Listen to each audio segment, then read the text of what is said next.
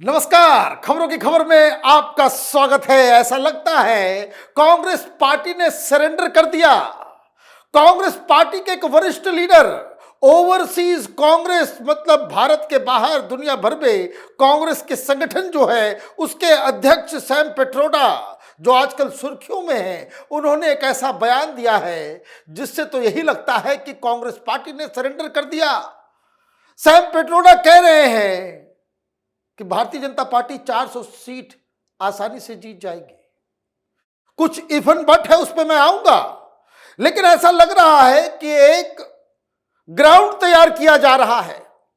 हार इन्होंने मान ली है, लेकिन हार के बाद जनता के सामने क्या कह के अपना मुंह दिखाएंगे? तो वो बहानेबाजी और ये सारा एक well plan media campaign election commission of India के खिलाफ, हिंदुस्तान के चुनाव के खिलाफ और ईवीएम के खिलाफ आज शुरू हो गया। कई सारे दलाल पत्रकारों के साथ इंटरव्यू हो रहा है। इंटरव्यू किस चीज के लिए? कि देखिए ईवीएम खराब है, ईवीएम से चुनाव होगा तो बीजेपी आसानी से 400 सीट जीत जाएगी, और ईवीएम से चुनाव नहीं होगा तो क्या होगा ये नहीं बता रहे। कोई ये नहीं कह रहा कि ईवीएम हटा दो तो हम जीत जाएंगे, ये नहीं कह रहे। ये कह रहे हैं कि भाई मैनिपुलेट हो रहा है। अरे भाई, कितनी बार कुछ लोगों की जो पीछे की जो दुम होती है वो टेढ़ी की टेढ़ी होती है। 20 साल भी पाइप में रख दो, पाइप हटाओगे फिर से वो टेढ़ी हो जाती है। कितनी बार ये छलावा, कितनी बार या फरेब जो है ये कांग्रेस पार्टी देश की जनता के सामने करेगी, और हर बार एक्सपोज हो जाती है, पकड़ी जाती है। भाई इलेक्शन कमीशन ने बुलाया था, इलेक्शन कमीशन ने बुलाया था, कोई पहुंचा क्यों नहीं? तब तो सारे भाग गए। इलेक्शन कमीशन ने तमाम विपक्षी पार्टियों को खुली चुनौती दी थी कि सारे लोग जिनको ये आकर के साबित करना है कि इसको रिग किया जा सकता है, वो आए, आपको 2 ईवीएम मशीन दी जाएगी और आप उसे बकायदा उसके साथ छेड़खानी करके दिखा दें। हो गया, कोई नहीं आया। एक और बंदा बहादुर, अभी सैम पेट्रोडा सामने आए हैं। कुछ साल पहले सैम पेट्रोडा की जगह पे कपिल सिब्बल थे, हालांकि उनको बेइज्जत करके कांग्रेस पार्टी से बाहर निकाल दिया गया। वो भी ईवीएम ईवीएम ईवीएम करते थे। कोई एक सरफिरा आ गया था जिसने ये चैलेंज किया था कि लंदन में वो लाइव दिखाएगा कि कैसे ईवीएम को इसको मैनिपुलेट किया जा सकता है। कपिल सिब्बल बिल्कुल चुपके से उस प्रेस कॉन्फ्रेंस में पहुंचे हुए थे, मीडिया के कैमरों में पकड़े गए, लेकिन जैसे ही उस फ्रॉड ने ईवीएम के बारे में बोलना शुरू किया, दुनिया को समझ में आ गया कि इसने बहुत बड़ी फ्रॉडगिरी की है, सारे विपक्षी पार्टियों को बेवकूफ बना दिया। और अब जब से ये INDIA बना है, उसमें कुछ लोग 28 पार्टियां हैं।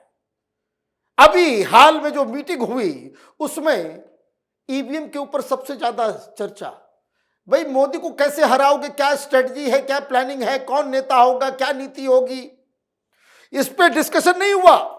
सबसे ज्यादा वक्त ईवीएम के ऊपर दिया गया, एक रेजोल्यूशन पास किया गया, बकायदा इलेक्शन कमीशन को वो दिया गया, और अब ये कह रहे हैं कि वहां से परमिशन, वहां से कोई रिस्पांस नहीं आया, तो हमें मीडिया के सामने आना पड़ा। दलालों के सामने आ गए। दलाल पत्रकार जो तुम्हारे पेरोल पे हैं उसके सामने तुमने बहस करना शुरू कर दिया। कोई काउंटर सवाल नहीं पूछ रहा है, कोई ये नहीं पूछ रहा है कि ये जो ईवीएम के ऊपर तुम सवाल खड़े कर रहे हो, इस सवाल को लेकर के तुमने तो सुप्रीम कोर्ट का दरवाजा खटखटाया था। सुप्रीम कोर्ट ने क्या कहा था, क्या फैसला सुनाया था, और ईवीएम की काउंटिंग के साथ साथ वीवीपैट की भी काउंटिंग होती है, वो क्या है ये भी समझना जरूरी है, ताकि आपको कोई कंफ्यूजन ना रहे। जो कोई भी इलेक्शन प्रोसेस को right from A to Z जानता है, वो ये कह सकता है कि ये इलेक्शन कमीशन हो या कोई अधिकारी हो या कोई पार्टी हो या कोई उसमें काम करने वाले लोग हो, कोई भी शख्स ईवीएम को छेड़छाड़ नहीं कर सकता उसके साथ। बहुत सारे इलेक्शन कमिश्नर्स रहे हैं, चीफ इलेक्शन कमिश्नर्स जो कांग्रेस पार्टी ने बनाए थे, वो भी आर्टिकल लिखते हैं कि ये बेवकूफी करना बंद करो। ये जो मीटिंग हुई थी, INDIA की मीटिंग दिल्ली में जो हुई थी, उसमें कांग्रेस पार्टी की तरफ से कहा भाई चलो एक बहाना तो बना करके रखते हैं। कई सारी पार्टियों ने कहा कि यह बकवास बंद करो। तेलंगाना में जीत जाते तो ईवीएम ठीक रहता है, पंजाब में आम आदमी पार्टी जीत जाती तो ईवीएम ठीक रहता है, बंगाल में ममता बनर्जी जीत जाती तो ईवीएम ठीक रहता है, और जहां बीजेपी कहीं जीत जाती है बस ईवीएम से पेट दर्द होने लगता है तुम लोगों को। भाई तेलंगाना कैसे जीत गए, कर्नाटक कैसे जीत गए, हिमाचल कैसे जीत गई कांग्रेस पार्टी। लेकिन इनको बहाना ढूंढना है तो बहाना भी कायदे से करो। ऐसा लग रहा है कि जो होता है ना कि एक बॉडी डबल होता है, माइंड डबल बन गया ये सैम पित्रोदा। किसका? राहुल गांधी का। इस तरह की बचकानी बातें, अगर कुछ बात भी करना था, ये 400 का नंबर तुमने क्यों दे दिया? क्यों मान लिया तुमने कि भाई 400 ईवीएम से ही चुनाव होगा, और इसी ईवीएम से चुनाव होगा, दुनिया की कोई ताकत नहीं रोक सकती। और तुम कह रहे हो कि अगर इसी ईवीएम से हुआ तो फिर 400 सीट बड़ी आसानी से बीजेपी जीत जाएगी। लीजिए, तो आप पहले ही हार मान लिए। क्या खबर आई है? कांग्रेस नेता सैम पित्रोदा ने ईवीएम पर सवाल उठाए हैं।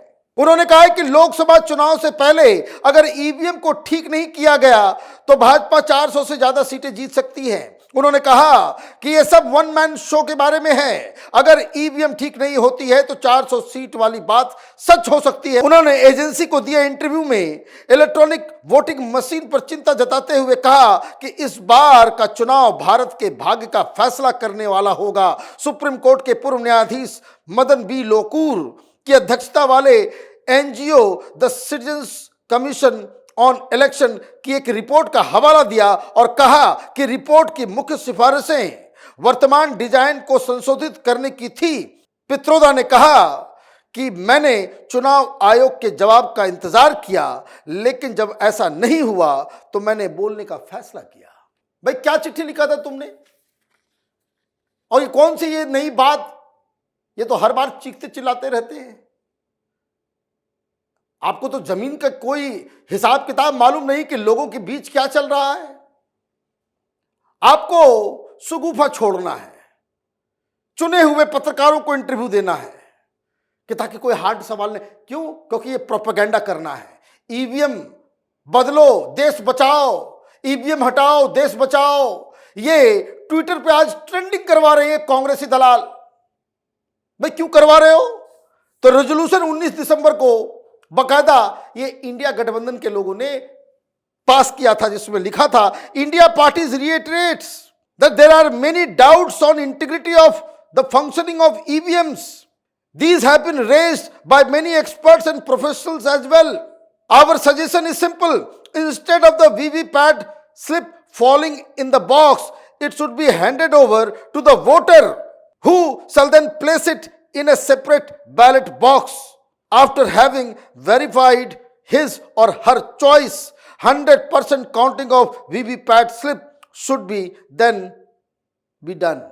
लीजिए, ईवीएम से भी करवाओ। मैंने कंफ्यूजन की का आप अस्तर देखिए। ये इतने लोग चमत्कारी लोग हैं, ऐसी ऐसी बेवकूफी ये इंडिया गठबंधन के लोग करते हैं, ये रेजोल्यूशन पास कर देते हैं।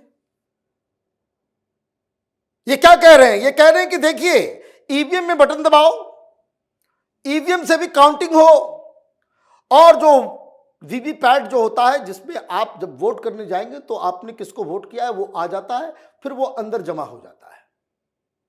अब ये कह रहे हैं कि भाई अंदर जमा मत करो, इसको बाहर निकालो, और बाहर निकालने के बाद सीधे सीधे उसको एक बैलेट बॉक्स में डाल दो, और काउंटिंग फिर उससे भी हो और इससे भी हो। मतलब काउंटिंग 1 महीना तक चलते रहे इसी तरीके से। वाकई बड़े बेरोजगार हैं ये लोग, और दिमाग जो है वो पैदल हो गया इनका। भाई ये सारी चीजें लेकर के सुप्रीम कोर्ट गए थे, तो वीवीपैट के ऊपर क्या सुप्रीम कोर्ट का फैसला था, यह भी समझना जरूरी है। ये सारी कहानी ये जितने प्रोफेशनल बता रहे हैं, एक्सपर्ट बता रहे हैं, एक से एक 30 मार खां पैदा हो गए देश के अंदर में।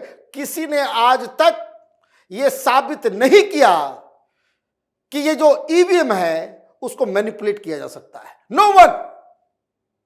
डाउट्स क्रिएट करते हैं, डाउट्स क्रिएट करने में ये माहिर है। और यही अफवाह, झूठ और कुछ दलाल पत्रकार होते हैं वो देख के ईवीएम के बगैर जो है, ये ईवीएम से मोदी जीतते हैं, अदरवाइज तो पूरा देश जो है वो मोदी के खिलाफ है। सुप्रीम कोर्ट गए थे, सुप्रीम कोर्ट का फैसला मैं आपको पूरी कहानी बता देता हूं कि वीवीपैट के बारे में क्या जजमेंट में आया था। VVPAT stand for voter verifiable paper audit trail.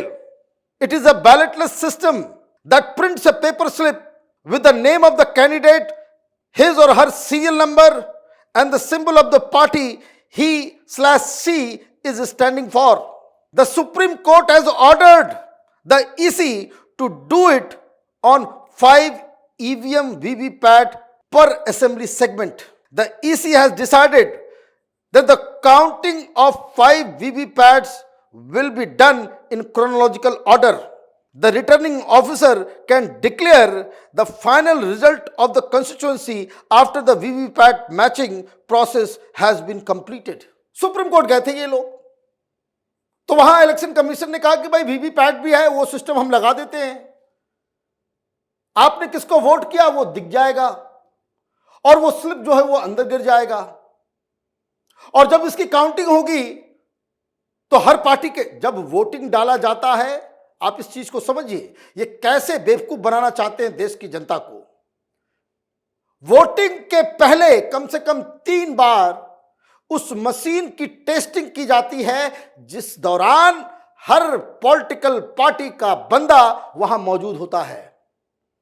अगर वो साइन नहीं करेगा, अगर मॉर्निंग में पोलिंग होनी है तो वो तीसरी बार होती है इस चीज, और यही हर बार होता है कि अगर सारे उम्मीदवार के जो वहां रिप्रेजेंटेटिव मौजूद हैं वो साइन नहीं करते कि भाई वीवीपैट जो है वो ठीक चल रहा है, ईवीएम मशीन ठीक चल रहा है, तब तक वोटिंग शुरू नहीं होती। एक मॉक वोटिंग सवेरे सवेरे की जाती है, हर पार्टी वाले अपने अपने एक एक वोट डालते हैं और उसकी काउंटिंग भी कर दी जाती है, उसके बाद फिर इसे सील किया जाता है। तो सुप्रीम कोर्ट ये लोग गए, सारी प्रोसेस को जानते समझते हुए सुप्रीम कोर्ट ने कहा कि भाई ऐसा कर लो कि 5 उठा लो कोई भी, ताकि ये मालूम चले कि भाई सिस्टम खराब नहीं है। 5 की काउंटिंग हो रही है, हर असेंबली सेगमेंट में 5 वीवीपैट के मशीन को निकाला जाता है, उसकी काउंटिंग की जाती है ताकि समय बर्बाद ना हो। तो हर असेंबली सेगमेंट में 5 एट रैंडम उसको चूज करके आप उसको काउंट करते हैं। क्या किसी भी, कम से कम इस फैसले के बाद कम से कम 30 चुनाव हो चुके, किसी भी असेंबली इलेक्शन में या किसी भी एमपी इलेक्शन में कहीं यह खबर आई कि जो वीवीपैट का जो नंबर है, जो वोट डाले गए हैं वो अलग और ईवीएम में जो बटन दबाया गया है वो अलग नहीं? मतलब सिस्टम 100% फुल प्रूफ है, लेकिन दिमाग फुल प्रूफ नहीं है। Confused mind creates confusion. ये कांग्रेस पार्टी कंफ्यूज हो गई है और खुद तो डूब रही है, साथ में इसके साथ जितने भी ये जो इंडिया अलायंस के लोग गए हैं ये भी डूबने वाले हैं। और इसलिए इस तरह की अनर्गल बातें वो कर रहे हैं। भाई ट्विटर पे, फेसबुक पे ट्रेंड कराना है, सोशल मीडिया में कराते रहो ईवीएम। अगर यही तुम्हारी सोच है कि इस ईवीएम से चुनाव होगा तो मोदी 400 सीट के पार हो जाएंगे, तो 2024 में यही होगा। आप देखते रहिए कैपिटल टीवी। हमारे वीडियोस को लाइक कीजिए, शेयर कीजिए और हमारे चैनल को सब्सक्राइब कीजिए। धन्यवाद।